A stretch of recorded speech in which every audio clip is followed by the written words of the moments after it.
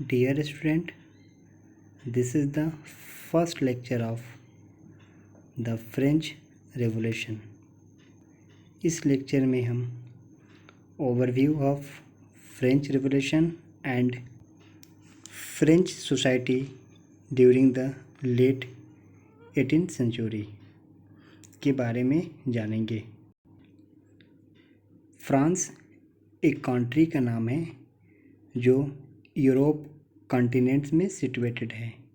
France अपनी international boundary Belgium, Germany, Switzerland, Italy और Spain के साथ शेयर करता है। फ्रांस जो कंट्री है वो अपना इंडिया से 6 टाइम्स छोटा है, यानी कि इंडिया फ्रांस से 6 टाइम्स बड़ा है। 14 जुलाई 1789 की मॉर्निंग पेरिस सिटी में लोगों के बीच यह र्यूमर थी कि राजा ने सेना को भेजा है और सेना को ऑर्डर भी दिया गया है कि वहाँ पे लोगों के ऊपर गोली चलाने के लिए।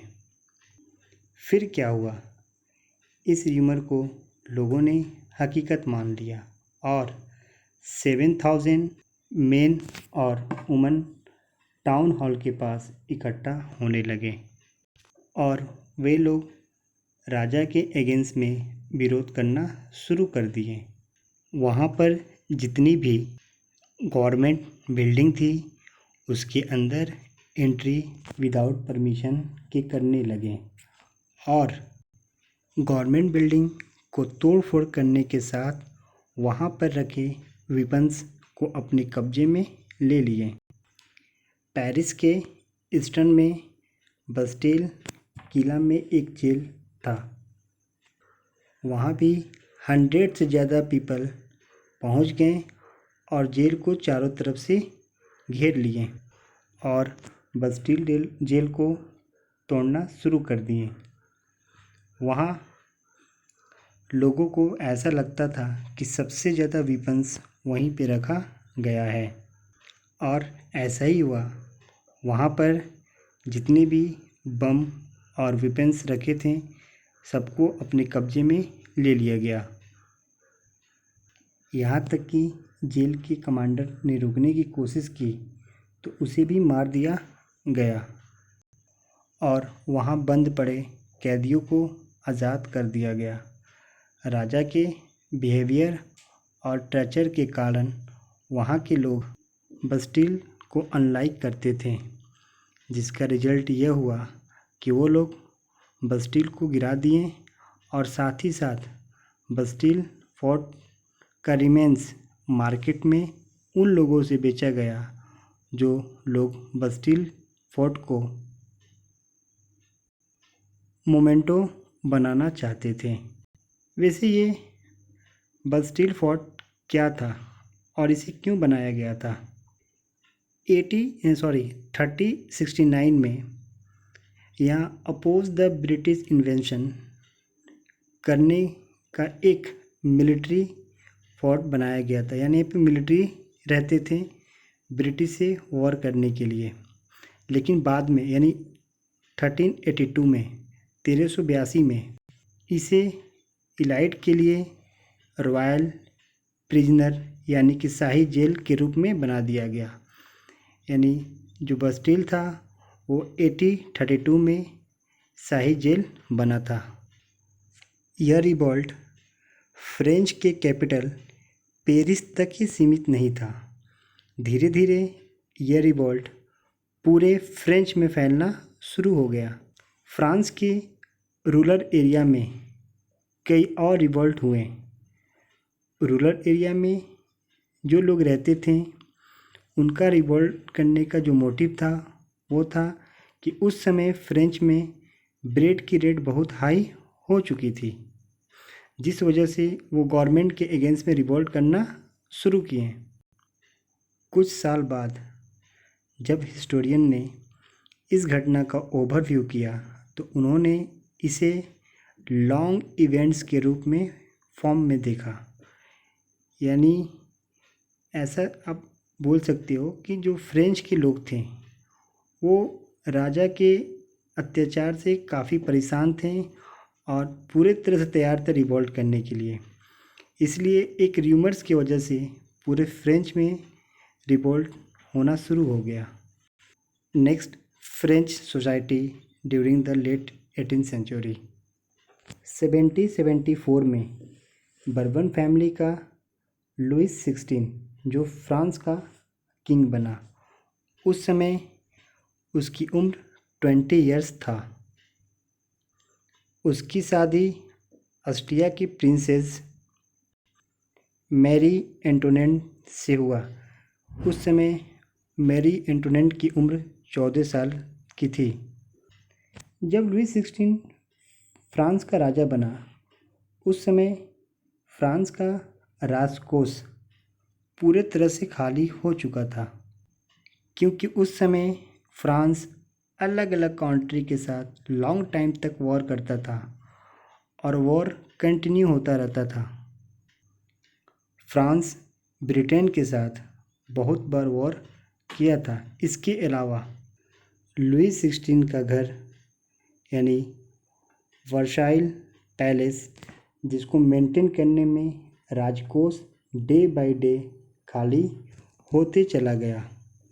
और तो और लुइस 16 के रीजन में फ्रांस ने अमेरिका के 30 कॉलोनीज़ को कॉमन इनेमी ब्रिटेन से आज़ाद कराने में सहायता की थी।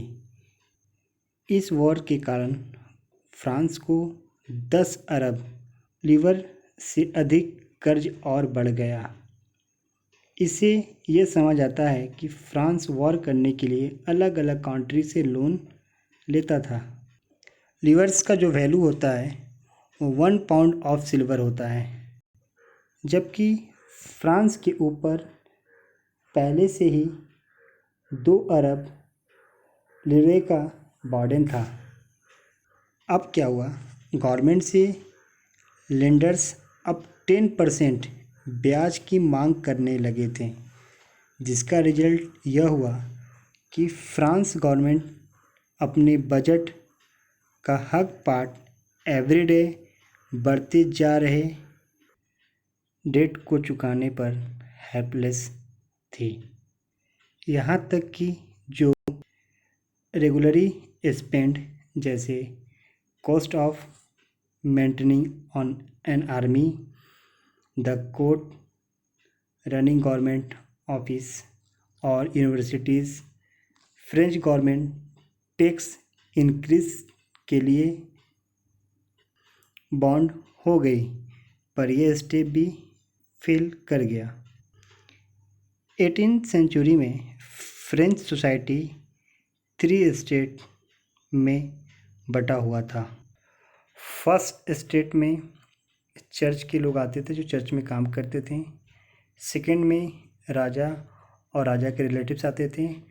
थर्ड स्टेट में वकील, doctors, businessman, merchants, soldiers, craftsman, shopkeeper और पीजेंट्स आते थे। लेकिन केवल थर्ड स्टेट के पीपल को ही टैक्स पे करना होता था। फ्रांस के टोटल पॉपुलेशन में लगभग 90% फार्मर्स ही थे, लेकिन बहुत कम फार्मर्स के पास अपना लैंड होता था। यानी फ्रांस का 60% लैंड पर फर्स्ट, सेकेंड स्टेट और थर्ड स्टेट के कुछ रिच पीपल का अधिकार होता था। फर्स्ट और सेकेंड स्टेट के पीपल को टैक्स नहीं देना होता था। सेकेंड स्टेट के पीपल को कुछ अदर प्रिविलेज मिला था, जैसे कि वो फार्मर से फ्यूडल टैक्स वसूलना। यह एक लैंड डायरेक्ट टैक्स होता है जो फ्रेंच पीजेंट्री से वसूला जाता है। इसके अलावा फार्मर्स अपने ऑनर्स का सेवा करेंगे तथा साथ ही साथ घर और खेतों का काम भी करेंगे। यहाँ तक कि फर्स्ट स्टेट चर्च के लोग भी फार्मर से टैक्स 1/10 हिस्सा टाइट के रूप में वसूला करते थे। इसके अलावा थर्ड स्टेट के पीपल को, गवर्नमेंट को भी टैक्स देना होता था। इस टैक्स को टाइल कहा जाता था। और तो और डेली यूज़ ऑफ गुड्स जैसे सॉल्ट एंड टोबैको पर इनडायरेक्ट टैक्स देना पड़ता था। यानी हम कह सकते हैं कि फ्रेंच में जो सबसे अधिक टैक्सेस देते थे वे थर्ड स्टेट के पीपल ही थे। यानी आप कह सकते हैं कि थर्ड स्टेट के जो लोग थे उन्हें हर एक गुड्स पे टैक्स देना होता था। इसलिए हम कह सकते हैं कि वहाँ के जो लोग थे वो राजा के खिलाफ रिवोल्ट करने के लिए पूरे तरह से तैयार थे। और वो दिन 14 जुलाई 1789 के दिन मॉर्निंग में आ ही गया। इस लेक्चर के लिए बस इतना ही। नेक्स्ट लेक्चर में द स्ट्रगल ऑफ सर्वाइव के बारे में हम जानेंगे। अगर ये वीडियो आपको अच्छा लगे तो please like, comment and subscribe our YouTube channel.